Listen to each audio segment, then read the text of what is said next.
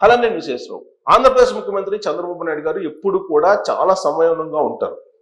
ఒకవేళ సహచరులకు ఏదైనా చెప్పాలనుకున్నా కానీ చాలా సున్నితంగా టైం తీసుకొని చెప్తారు.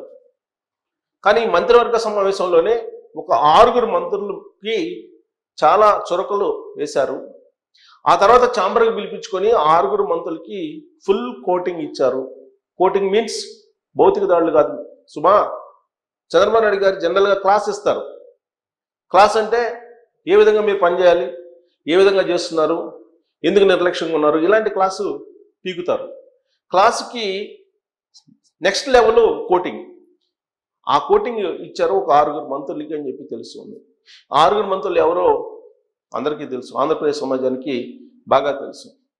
జనరల్గా పబ్లిక్కి బాగా సమస్యాత్మకంగా ఉండేటువంటి సమస్యలు ఏముంటాయనంటే రెవెన్యూ సమస్యలు, తర్వాత పోలీసులకు సంబంధించిన కేసులు, ఇవే ఉంటాయి ఎక్కువగా. వీళ్ళకి సంబంధించినటువంటి సమస్యలు పరిష్కరించలేకపోతే పబ్లిక్లో రివోల్ట్ వస్తుంది. పబ్లిక్ డైరెక్ట్గా కనెక్ట్ అయ్యేటువంటి డిపార్ట్మెంట్స్ కొన్ని ఉంటాయి. ఆ డిపార్ట్మెంట్స్ కనుక కరెక్ట్గా పనిచేయలేకపోతే ప్రభుత్వానికి చెడ్డ పేరు వస్తుంది. అంతిమంగా 5 సంవత్సరాల తర్వాత ఎన్నికలకు వెళ్ళినప్పుడు దాని ప్రభావం కనిపిస్తూ ఉంటుంది. అందుకే చంద్రబాబు నాయుడు గారు 6 మంత్రులు చాలా కీలకం కాబట్టి 6 మంత్రుల్ని పిలిచి ఒక రకంగా చెప్పాలంటే సీరియస్ క్లాస్ తీసుకున్నారు. క్లాస్ తీసుకోవడంతో పాటు క్యాడర్కి మీరు ఎందుకు కలవరు, ప్రజలకు మీరు ఎందుకు అందుబాటులో ఉండరు, సమస్యలు ఎందుకు పరిష్కరించలేకపోతున్నారు, మీ సొంత పనులు మీకు ఇంపార్టెంట్ అయ్యాయా, మీరు ఇన్ఛార్జ్ మంత్రులుగా ఉన్నప్పుడు చేయాల్సినటువంటి డ్యూటీస్ ఏంటి, మీరు చేస్తుంది ఏంటి, మీకున్నటువంటి గ్రాఫ్ ఏంటో తెలుసు అని చెప్పి వాళ్ళ చేతిలో ఆ రిపోర్ట్ని ఉంచారు అని చెప్పి తెలుస్తుంది. ఆ 6 మంత్రుల యొక్క గ్రాఫ్ పాస్ కంటే తక్కువగా, అంటే యావరేజ్ కంటే బిలోగా ఉంది వాళ్ళ పర్ఫార్మెన్స్ అని చెప్పి తెలుస్తుంది. వాస్తవంగా చంద్రబాబు నాయుడు గారు మొదటి నుంచి కూడా హెచ్చరిస్తూ ఉన్నారు క్యాబినెట్లో ఉండేటువంటి మంత్రుల్ని, కొంతమందిని, మీరు సక్రమంగా పనిచేయాలి, సమిష్టిగా పనిచేయాలి, ప్రజలకు అందుబాటులో ఉండాలి, క్యాడర్కి అందుబాటులో ఉండాలి, సమస్యలను వీలున్నంత త్వరగా పరిష్కరించాలి, టెక్నాలజీని ఉపయోగించి పారదర్శకంగా పరిపాలన అందించాలి అనేది చాలా సందర్భాల్లో చెప్తూ ఉన్నారు. మార్పు వస్తుందేమోనని చెప్పేసి గమనిస్తూ ఉన్నారు. కానీ ఈ ఏడాది పాలనలో దాదాపు 2-3 సార్లు సమావేశాలు జరిగినాయి. ఈ 2-3 సార్లు కూడా కొంతమంది మంత్రులకి ఆయన క్లాస్ తీసుకున్నారు. వాళ్ళ గ్రాఫ్ బాగలేదు అని కూడా చెప్పారు, మార్చుకోండి అని కూడా చెప్పారు. కానీ వాళ్ళలో మార్పు రాల. దీంతో ఆయన విసుగు చెందారు. ఒక రకంగా చెప్పాలంటే విసుగు చెందారు. విసుగు చెందినప్పుడే ఛాంబర్కి పిలిపించి మాట్లాడతారు, లేదంటే సాధారణంగా క్యాబినెట్లోనే మాట్లాడుతూ సున్నితమైనటువంటి చురకలు అంటిస్తారు. కానీ ఈ 6 మంత్రుల్ని ఛాంబర్కి పిలిపించుకొని చాలా సీరియస్గా మాట్లాడారని చెప్పి తెలుస్తుంది. రాబోయేటువంటి రోజుల్లో ఎవరు ఊహించినటువంటి విధంగా మార్పులు ఉండబోతున్నాయి ప్రభుత్వంలో. ఏడాది పాలన సందర్భంగా మార్పులు భారీగా ఉండేటువంటి అవకాశం ఉందని కూడా పార్టీలో, ప్రభుత్వంలో కూడా చర్చ జరుగుతోంది. మహానాడు 27, 28, 29 తారీఖుల్లో జరగబోతుంది. ఈ తేదీలలో జరిగేటువంటి మహానాడిని ప్రతిష్టాత్మకంగా తీసుకున్నారు అందరూ కూడా. ఇప్పటికే కమిటీలు వేశారు. ఆ కమిటీలన్నీ కూడా పనిచేస్తూ ఉన్నాయి.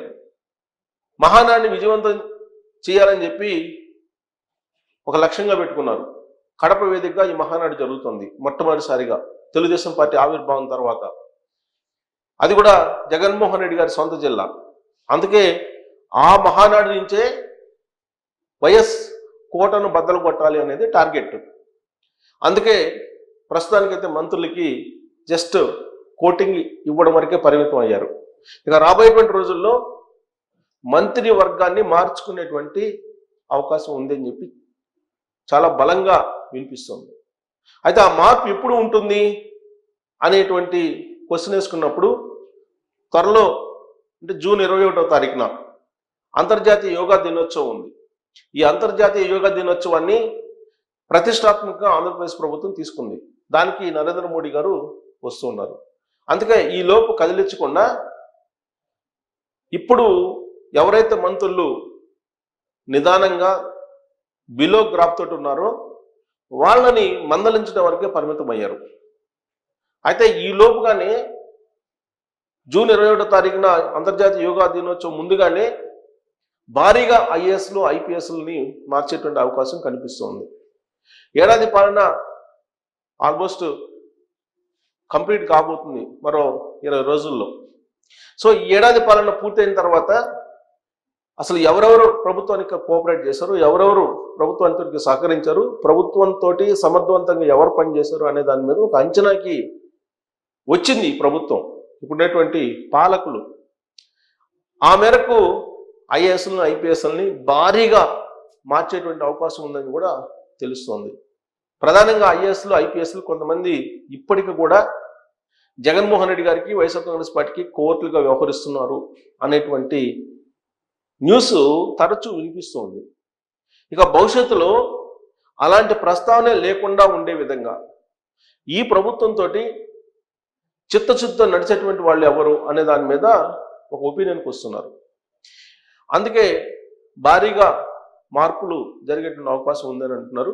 ఆ మార్పులు ఎక్కడి నుంచోనే కాదు, సీఎంఓ ఆఫీస్ నుంచే మొదలు కాబోతుందని అంటున్నారు. దానికి కారణం ఏంటంటే సీఎంఓ ఆఫీస్లో ఉన్నటువంటి ఒక కీలకమైనటువంటి ఐఏఎస్ అధికారి జగన్మోహన్ రెడ్డి గారికి కోర్టులాగా వ్యవహరిస్తున్నారు అనేటువంటి ఆరోపణలు ఈ మధ్య కాలంలో బాగా బలంగా వినిపిస్తున్నాయి. సచివాలయ వర్గాల్లో వినిపిస్తున్నాయి, పార్టీలు కూడా వినిపిస్తుంది. అలాగే కొంతమంది మాజీ మంత్రుల అక్రమాల మీద విచారణ చేయడానికి తయారు చేసినటువంటి ఫైల్స్ని కూడా తొక్కి పెడుతూ ఉన్నారు కొంతమంది ఐఏఎస్లు.